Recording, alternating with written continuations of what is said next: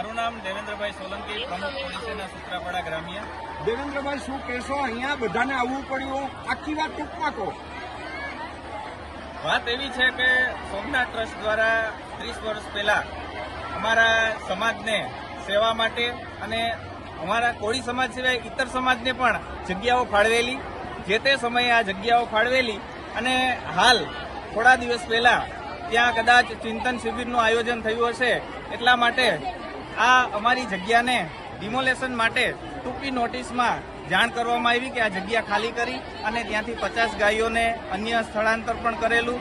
એનું શું થયું એ બાબત હજી અમને કોઈ સ્પષ્ટતા નથી અને એ માટે અમારી માંગ છે અને 4 દિવસથી સતત અમે ત્યાં આંદોલન કરી રહ્યા છીએ અને અમારી માંગ અમારી જમીન છે, જે હકની જમીન આપેલી છે, એ જમીન કોળી સમાજને પરત કરે। ખાસ કરીને તમે આ આંદોલનમાં તમારો સફળતા ન મળે તો આગળ રણનીતિ શું? હજી જ્યાં સુધી સફળતા ન મળે ત્યાં સુધી અમે ત્યાં ને ત્યાં જ અમારા જે જગ્યા ઉપર બધા બેસવાના છે।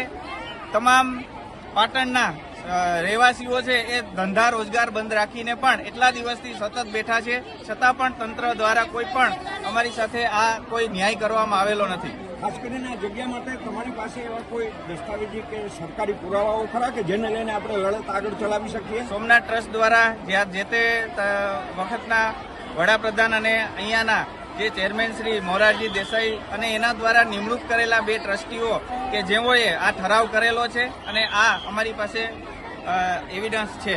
આ લડતને કોણે ટેકો અને સહયોગ આપ્યો છે?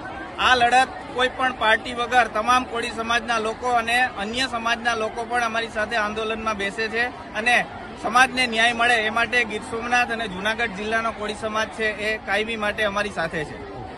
ચાલો રેડી, થેન્ક યુ। ચાલો।